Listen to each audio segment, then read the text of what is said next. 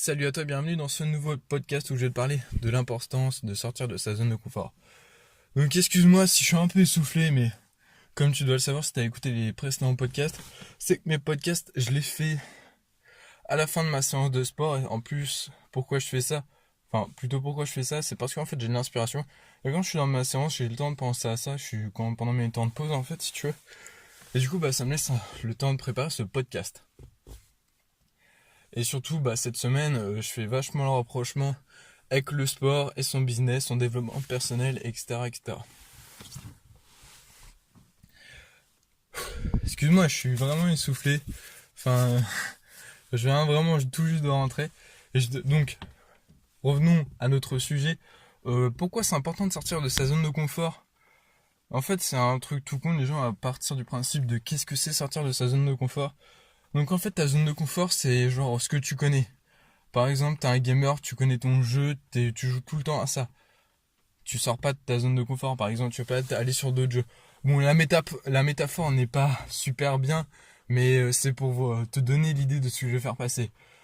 Quelque chose de plus concret qui parlera à plus de gens, je pense, c'est par exemple t'es une nature timide, où tu sais pas t'exprimer, structurer tes idées. Et ben en fait, ce que tu vas faire, tu vas essayer au maximum de parler avec les gens, pour combattre ta timidité et mieux organiser tes idées, mieux faire passer des arguments. Et ça, en fait, c'est sortir de sa zone de confort. Ta zone de confort, c'est car t'es timide, du coup, tu vas pas essayer de la combattre, tu vois. Et en fait, moi, ce que je conseille vraiment, c'est de... Attends, j'essaie de calmer mon téléphone. Voilà. C'est d'essayer de combattre sa zone de confort, d'essayer toujours de sortir un peu de sa zone de confort, comme au fur et à mesure. En fait, ta zone de confort, elle va devenir plus large. En fait, tu seras plus compétent dans des domaines plus larges. Personnellement, tu te sentiras plus compétent dans plusieurs domaines, ou du moins, tu seras débrouillé. Et c'est ça, en fait, qui est important de sortir de sa zone de confort. Déjà, c'est un développement sur toi-même. Tu te sentiras mieux, tu te sentiras plus en confiance, du coup, tu connaîtras plus de sujets, tu sauras que t'es habile, que t'as les compétences pour parler sur tel sujet, faire telle chose. C'est pourquoi c'est important de sortir de cette putain de zone de confort. Je vais faire le rapprochement avec le sport là. En fait, au sport, si tu veux progresser, t'es obligé de sortir de ta zone de confort. Souvent en sport, ça s'apparente au poids, à la charge que tu soulèves ou la manière dont tu t'entraînes, c'est-à-dire temps de repos, euh, tempo de, de, de ton mouvement. T'as plein de petits facteurs qui vont faire que tu sors de ta zone de confort. Même si t'as pas l'impression de sortir de ta zone de confort, et sans le savoir, en fait, tu sors de ta zone de confort. Par exemple, quand tu vas... Là, on va sortir un peu du sport, mais quand tu vas intentionner... Enfin, en gros, quand tu vas te dire, putain, faut que j'aille acheter du pain, par exemple, mais j'ai la flemme, et que t'es obligé d'aller acheter du pain, tu vois, ça c'est une sorte de sortir de sa zone de confort. Alors, t'as la flemme, mais tu sais que t'es obligé. Mais en fait, sortir de sa zone de confort, c'est un peu le même principe. T'as pas envie, mais t'es obligé de le faire. Tout ça pour te dire encore, enfin, pour te faire passer le message que si tu sors de ta zone de confort, tu seras tout le temps en progression. Et tu resteras pas sur tes acquis. Et du coup, si tu restes pas sur tes acquis, t'es tout le temps, tu gagnes en compétences et du coup, t'es beaucoup plus, t'as beaucoup plus de compétences que la concurrence, on va dire. Si on parle d'un terme professionnel. Par exemple, là, on va parler un peu de salarié. Et par exemple, si t'es salarié et que tu t'arrêtes juste à ce qu'on te demande de faire ou ce qu'on te demande on te demande juste certaines choses et tu dois faire ça toute ta journée et t'as pas de persécution en termes de carrière, t'es limité vu que tu fais des tâches répétitives. Mais tandis que si tu sors de ta zone de confort, tu vas chercher un peu plus à savoir, par exemple, pour atteindre le stade supérieur, qu'est-ce que tu as besoin de savoir, qu'est-ce que tu as besoin de faire. Et tu vas chercher en faisant un peu plus et en montrant que tu as les compétences. C'est pas des super bonnes illustrations, mais c'est surtout pour te faire passer le message et que tu comprennes ce que je veux te dire. Excuse-moi, je bégaye un peu, c'est la séance de soir. Et en fait, ce que tu dois comprendre, c'est que la zone de confort, c'est bien. Mais si tu arrives à sortir et faire progresser cette zone de confort en ayant des compétences, des acquis, et là tu seras le meilleur, tu seras une meilleure version de toi-même. Tu seras vraiment le best quoi. Par exemple, si tu fais de l'entrepreneuriat et par exemple, je sais pas, tu vends des clopes électroniques et genre t'es en local et puis tu te lances en ton business en e-shop, e-commerce, tu vois, je sais pas si tu vas bien m'entendre, il y a la pluie, du coup j'ai rapproché un peu le portable. Tu vois, si tu te lances en e-shop, en e-commerce, et bah là en fait tu vas sortir de ta zone de confort vu que tu vas pas rester dans un business local. Et en fait, qu'est-ce que ça t'apporte ça de sortir de ta zone de confort, surtout dans le business? Mais en fait, c'est que tu vas gagner en compétences. Tu vas être beaucoup, enfin, tu vas par rapport à ta concurrence, tu vas vraiment te détacher parce que tu auras plus de compétences. Tu seras sur, par exemple, plusieurs plateformes. Tu pourras apporter quelque chose en plus que les autres n'ont pas. Parce que tu auras plus de compétences que les autres, tu seras plus à l'actualité que les autres. Moi, ce que je te conseille pour sortir de ta zone de confort et savoir ce que tu as besoin, enfin, ce que tu as besoin d'apprendre pour y sortir, c'est déjà de faire une analyse sur toi, sur tes défauts. Par exemple, je sais pas, t'es timide, bah tu vas combattre cette timidité. Genre, t'as la flemme de faire des choses, bah tu vas combattre cette flemme. Tu vas t'obliger chaque jour de faire quelque chose que tu veux pas faire. Au moins une chose.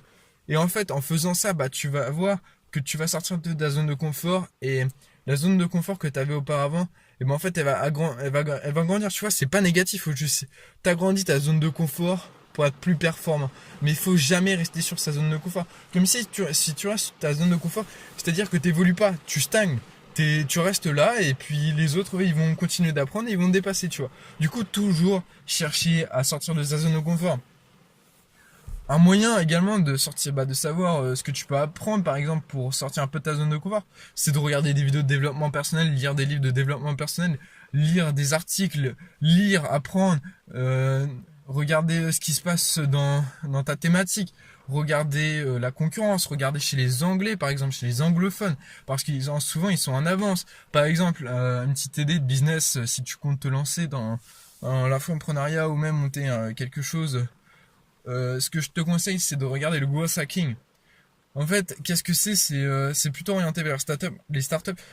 L'idée, c'est en gros que le marketing de l'entreprise, de l'organisation coûte le moins cher possible et rapporte le plus de sous possible. En gros, c'est ça. Et ça passe par quoi? Ça passe par du développement web et du marketing.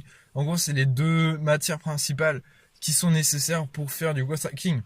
Mais t'es pas obligé d'avoir ces compétences-là. Toi, tu peux te différencier des autres en disant, bah moi, voilà, je sais que je peux vous aider à développer votre business avec un budget très limité en faisant ça et ça, tu vois, parce que je sais pas, t'as des compétences en création de site, tu vois, par exemple. Je dis un truc totalement au hasard, mais vraiment un truc qui a aucun rapport. Et quand tu fais le rapprochement entre les deux, tu vois, tu fais marketing et je sais pas, tu vois, création de site, et bah il y a un truc que personne n'a vu et toi tu l'as vu par exemple, vu que t'avais une veille, t'as vu chez les Américains qui faisaient ça. T'es sorti de ta zone de confort en cherchant autre chose et puis au final t'as allié les deux. Je sais pas si tu vois ce que je veux dire, mais en gros, t'as des compétences de base, t'as toujours moyen de les rallier à une autre thématique, à une autre compétence, et en ralliant ces deux, ça t'en fait encore une nouvelle. Et ça, c'est l'idée, c'est de sortir de sa zone de confort, tu vois. Vu que tu allies les deux, bah en fait tu crées une nouvelle compétence et tu vas apprendre de cette nouvelle compétence et ça te fait sortir de ta zone de confort. Et ce qui va te forcer en fait à toujours apprendre. C'est un peu l'idée de toujours apprendre, de toujours faire quelque chose pour vraiment sortir de sa zone de confort. C'est ça l'idée en fait, c'est toujours sortir de sa zone de confort parce que ça t'apportera forcément quelque chose de plus. Que ce soit en termes sportifs, business, développement personnel, t'as toujours moyen de sortir de ta zone de confort. Même avec ta famille, avec tes enfants, avec je sais pas, tes potes, qui tu veux, tu peux toujours sortir de ta zone de confort et devenir une meilleure version de toi-même. C'est surtout ça le plus important. Pense d'abord à toi. Et si ça peut t'apporter des choses, moi je te conseille vraiment de tester cette sorte de sortir de sa zone de confort. Tu tentes des trucs auxquels tu penses ne pas réussir, enfin pas ne pas réussir, mais genre où tu te sens pas capable, tu te lances des petits défis, tu vois. C'est un peu l'idée du défi aussi, c'est que tu te forces à faire les choses parce que tu sais que c'est bon pour toi. Par exemple, tu vas te forcer genre de base tu lis pas, tu vas te forcer par exemple chaque jour à lire un article de journal. Après tu vas essayer après avoir lu pendant un article de journal pendant un mois, je veux dire, bah tu vas avoir une technique genre pour repérer les éléments importants, tu vois. Et avec cette technique, bah en fait tu vas créer un process et ce process, bah tu vois, c'est de la valeur ajoutée parce que il y a des gens qui passeront 5 minutes à lire l'article de journal, toi en 1 minute, tu sais déjà tout ce il y a tout ce qu'il y a à savoir sur cet article de journal et tu gagnes vraiment un temps fou, tu vois, c'est vraiment une compétence que tu peux vendre. C'est après la manière dont le vendre, c'est une autre question, mais tu peux vendre cette compétence. C'est vraiment quelque chose de puissant. Les personnes, ils mettent 5 fois plus de temps que toi à lire un article. Et ça, franchement, mais en termes de gain de temps, c'est énorme. Tu vois, c'est plein de petites choses comme ça auxquelles tu penses pas forcément. Et au fur et à mesure, en sortant de ta zone de confort, tu vas même pas t'en rendre compte. Mais tu vas t'apercevoir à la fin que, ah ouais, putain, j'ai plein de nouvelles compétences et je le savais même pas. Et c'est ça qui est important. Plus tu vas sortir de ta zone de confort, plus tu vas gagner en compétences. Mais l'idée de sortir de sa zone de confort, c'est bien sûr de respecter les limites de son corps.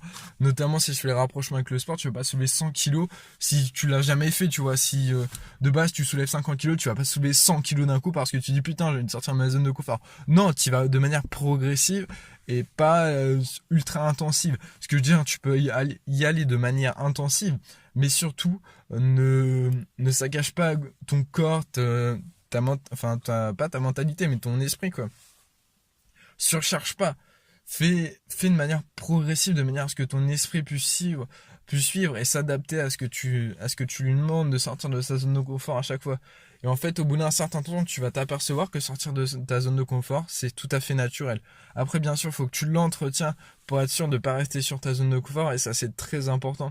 C'est pour ça que je trouve important, genre, d'avoir une veille. Bon, c'est un autre sujet, mais c'est la veille, en fait, qu'est-ce que c'est d'avoir rassemblé plusieurs thématiques sur un même endroit, et par exemple ça te rassemblait des articles, des nouveautés, des choses comme ça, et en fait comme ça tu es au courant de ce qui se passe, et bah tu sors de ta zone de confort, même juste en lisant simplement le titre du contenu et pas forcément en lisant le contenu, mais au moins tu as une idée, ça reste dans ta tête, et tu as une idée de sur quoi tu peux sortir de ta zone de confort. Bon bah voilà, c'est un petit podcast, j'espère qu'il t'aura plu, comme je trouve, enfin, faut que tu aies ça en tête. Même si tu l'appliques pas, faut que tu aies ça en tête, parce qu'un jour tu te diras, ah ouais, c'est vrai. Pas forcément, tu penseras pas forcément à moi, mais j'espère que tu penseras à ce que je t'ai dit, à l'importance de sortir de sa zone de confort, et que tu comprends pourquoi c'est utile de sortir de cette zone de confort. Bon, bah, c'est la pire conclusion, ça. J'espère juste que ce petit podcast t'aura plu et que ça va t'aider à sortir de ta zone de confort pour t'améliorer, rester une meilleure version de toi-même tout le temps. Et sur ce, moi je te dis bye, à la prochaine.